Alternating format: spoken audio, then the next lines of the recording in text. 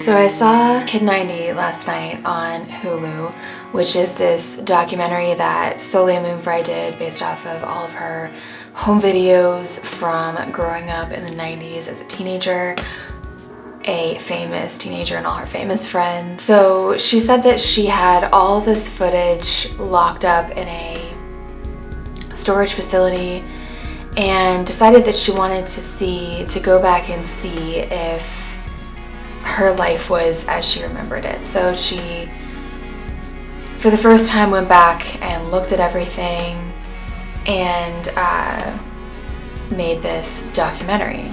Oddly enough, when I was doing a little bit of like side Googling when I was watching this documentary, I saw that she filed for divorce last year after like 20 something years of marriage. It's crazy. I wonder what happened. Because I'm nosy. So the documentary opens up on this montage of her childhood, of all the famous people in the 80s she got to meet because of her show, being on her show Punky Brewster.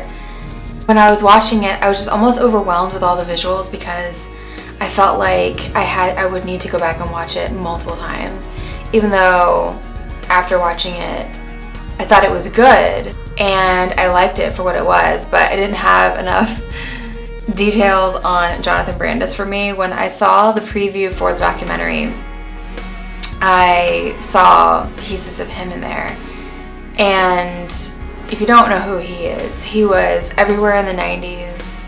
He was in Neverending Story 2, Ladybugs, the original It, he played Bill, and Sequest, DSV.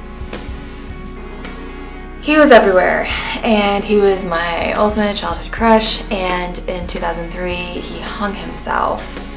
And I didn't even know about it until a few years later when I was Googling him, wondering whatever happened to him. And I feel like when he died, there just wasn't coverage of it. And I was hoping that with this documentary that it would dive more into it, but of course it wasn't a documentary on Jonathan Brandis, it was on her and all of her friends, and he was one of her friends, and he's acknowledged. But I just think that his death didn't get,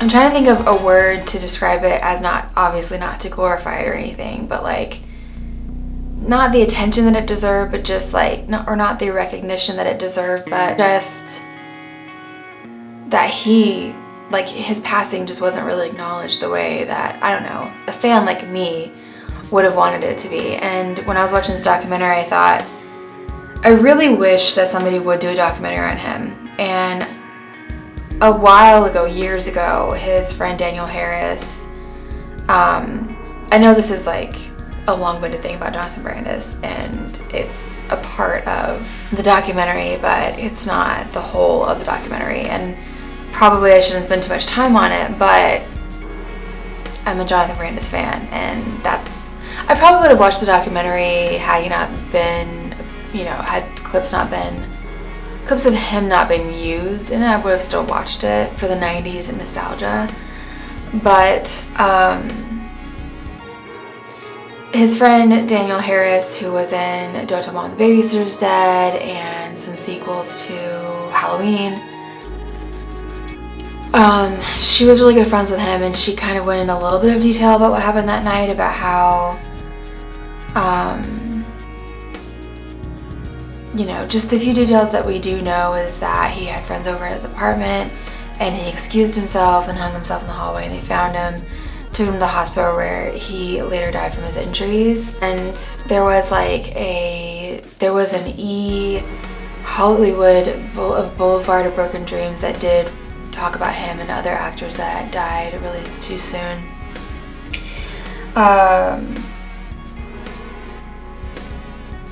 And people were saying, that it's a misconception that he did what he did because his career was floundering. And from the documentary, Moonfry has voicemail. She kept everything, not just the videos that she took, but also voicemails that people left. And she had voicemails from him, and she said that he would fill up whole tapes yesterday I was on Instagram and there were people talking about it, you know, some of the celebrities that showed up in the tapes or just people that knew the people in the videos around that time, who they were all acting together, mentioned about how he was like really loud and had a lot of energy, and he just almost seemed like he had like a manic energy. So I don't know. I personally would like to know more about him and what happened in his last years. I really wish that he was still here and he was still acting. Every time I watch something that he's in, I think, wow, you know, he might be married and have a kid or two now, because everybody has nostalgia for the time that they grew up, and a lot of actors that acted when he did are like in Hallmark movies or just in some way either reviving their careers or just reinventing themselves and finding smart ways to continue to have a career. And I think that would have happened for him, and it's just really, really sad.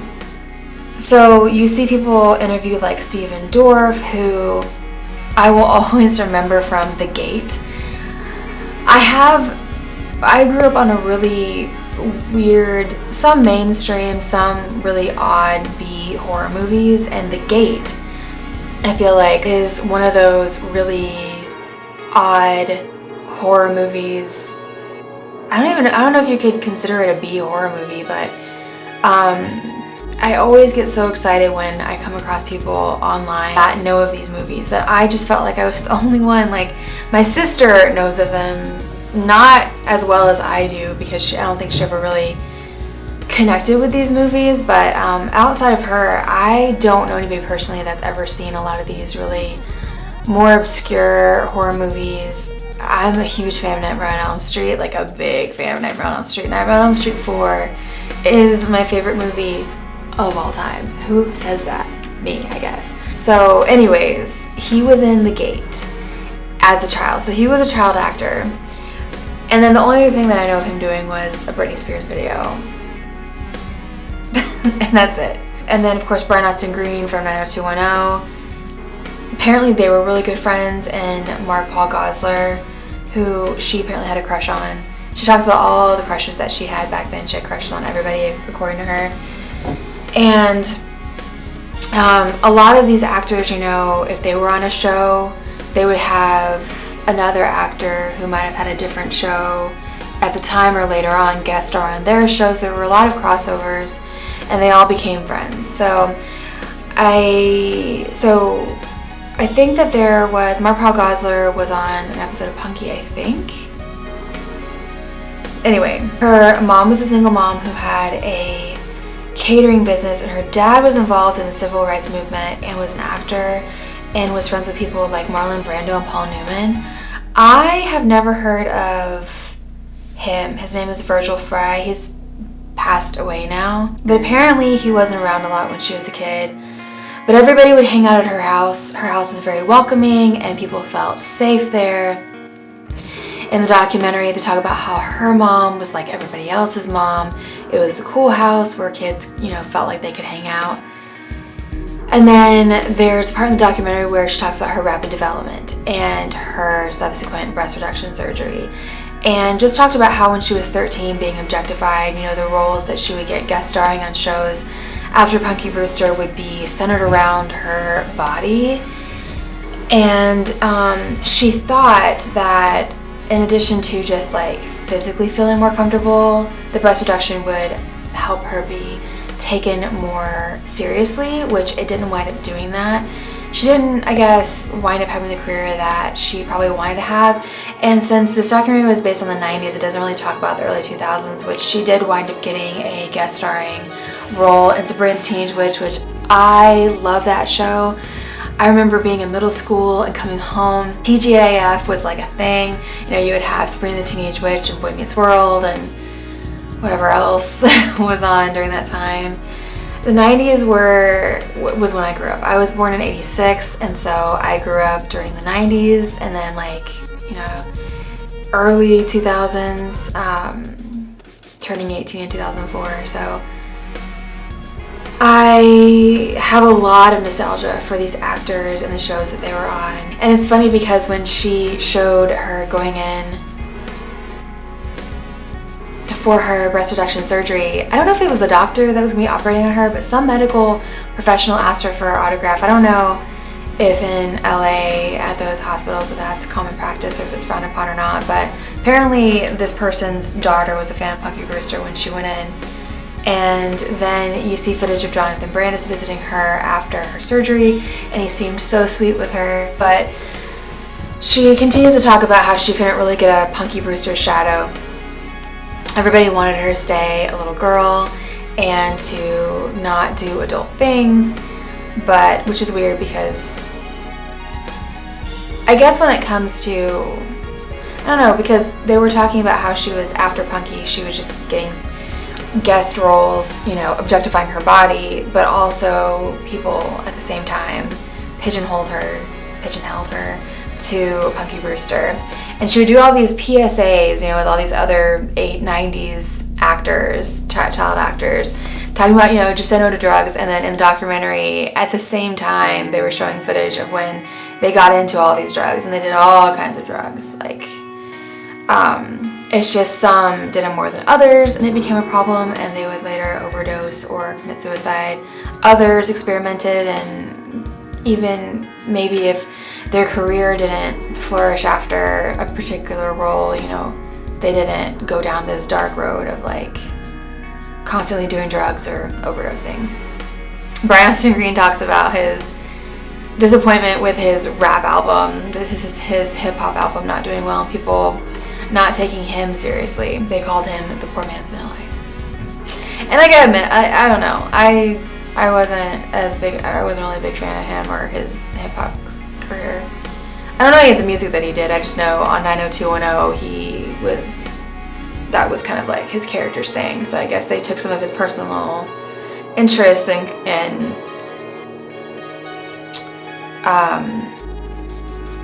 connected it to his character. I want to go back and watch on Hulu for whatever reason. Sometimes every now and then there's like an episode missing. They have all the seasons on there of 90210, but then like one big pinnacle episode will be missing, and so I don't know why that is. But I have gone through phases where I've just binge watched this show, and I just love that 90s nostalgia. I saw yesterday that Blossom is now on Hulu to binge, and I think there's like a whole section on 90s nostalgia. I don't know if Kid 90 prompted it or if it was just all happened to kind of tie in together. But My So-Called Life is back on there, which I am probably going to play today. That's another show that I wish had gotten more episodes. It was only one season, but they were 19 episodes in a season. And I feel like these days in a season, they don't have that many episodes, it's like 8. So it feels more like 2 seasons actually. And you see the little brother from Teen Witch kind of discussing his sexuality. He's gay, and I think she was kind of asking him like why his preference is what it is. And you just kind of get these little Easter eggs of actors that if you grew up during that time and you saw the movies and the shows of the time, you'd be like, oh man, I remember this person from this show or whatever. Teen Witch is another one of those. I think that was actually 80s. That was 80s, which had what's her name? The girl who married Ryan Reynolds, Blake Lively. Her sister, Robin Lively, played the title role of Teen Witch. And this guy, what was his name? I don't even think I wrote down his name. I just wrote little brother from Teen Witch, but he was one of her friends and made a little cameo in the documentary. And then at one point they played a little bit of Cranberries music, which makes me really nostalgic for the 90s, and I'm so sad that Dolores O'Rourke, is that her name, is gone. She, I think, overdosed accidentally. Like all these really talented people that we love from movies and music that, whether purposefully or accidentally, overdose. Like, it's so sad. We've lost so many really talented people. Johnny Depp and Charlie Sheen were among her crushes, Mark Wahlberg, and a guy named Danny Boy O'Connor, which I had no idea who he was in House of Pain, that song Jump Around, and he encouraged her to record everything with her camera.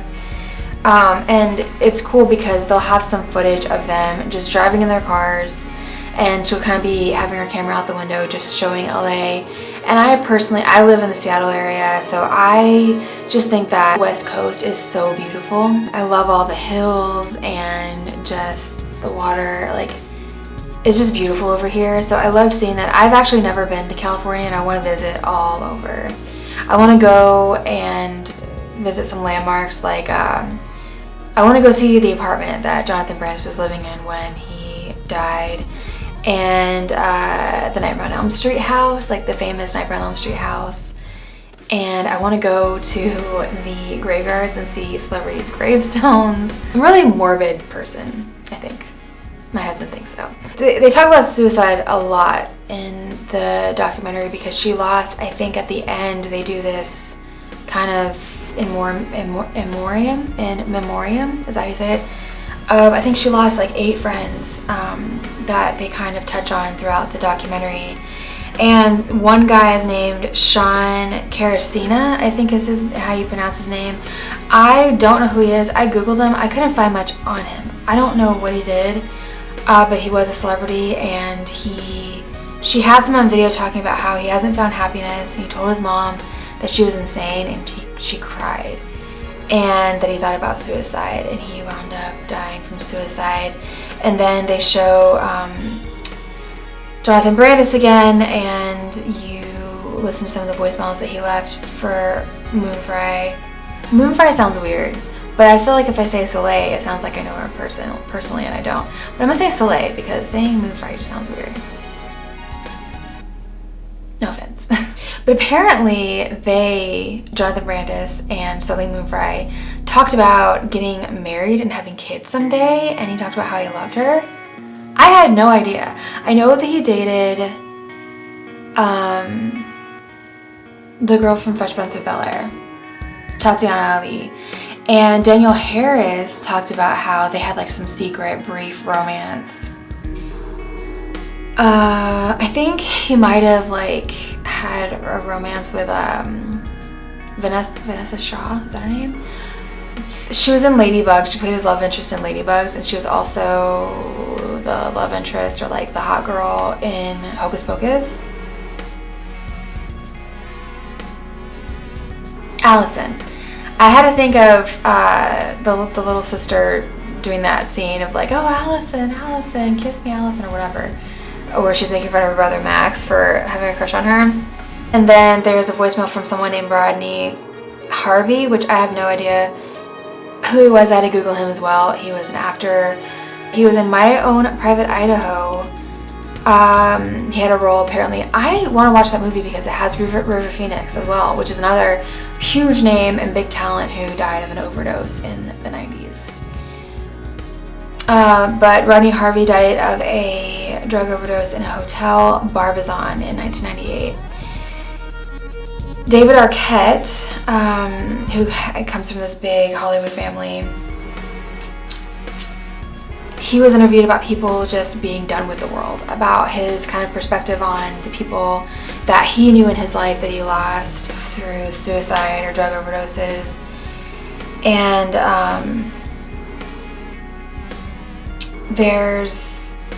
because Soleil videotaped everything,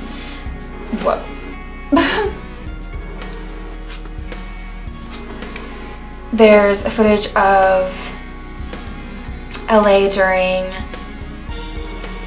the Rodney King riots, Northridge quake footage, and OJ trial footage. She also talks about how she was raped, but she does not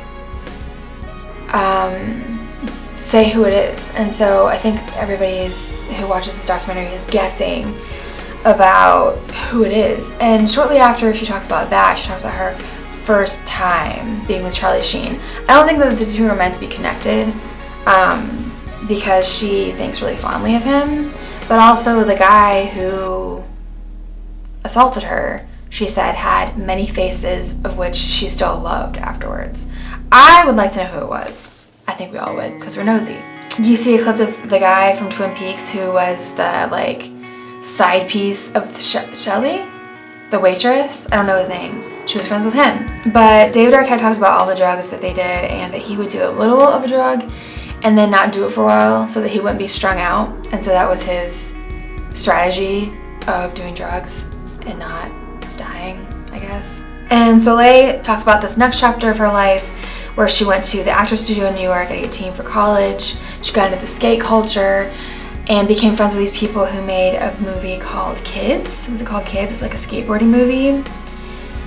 And she, I guess, I don't know if she got into this relationship with a guy named Justin Pierce, who died in 2000 by hanging. And a person in the same movie called Harold Hunter died from a cocaine-induced heart attack in his New York apartment. So then she also reconnects with Stephen Dorff from his brother Andrew Dorff's death. Andrew Dorff, apparently, I didn't know who he was a songwriter in the country music genre. He died, but they didn't say how. And this was like recently, like within the last 5 years, I think. And how the footage that she had of him kind of reconnected her and her friendship with Stephen Dorff. She also reconnected with Danny Boy O'Connor in Tulsa, Oklahoma, where he lives now. And he said that living there, I guess, makes him feel more grounded or normal or something like that. But she said that watching all of this footage again made her feel like she was coming of age all over again. And she spoke about what a great friendship that she and Brian Austin Green had, and that even though their lives, they went about their lives and had marriages and kids with other people, that he always showed up for her, which was cool to hear, that he, was a good person. I think when he was going through his divorce or separation, I don't know if they're divorced yet, with Megan Fox, that people were saying that he was a really good guy. And then at the end, like I said, it shows this montage of all of her friends that have passed away. But I felt like the documentary went by pretty quickly. I mean, I don't remember how long it was, an hour and a half, 2 hours, but I feel like it could have probably been longer. I think she had a lot more that she could have probably put in, but did it the way that she did to make it watchable. But I would definitely recommend anybody to watch this documentary, especially people that grew up during that time and have a sense of nostalgia for these actors and the time itself, of 90s itself. So if you saw the documentary, let me know what you thought, and that's pretty much it. So I will see you in my next video.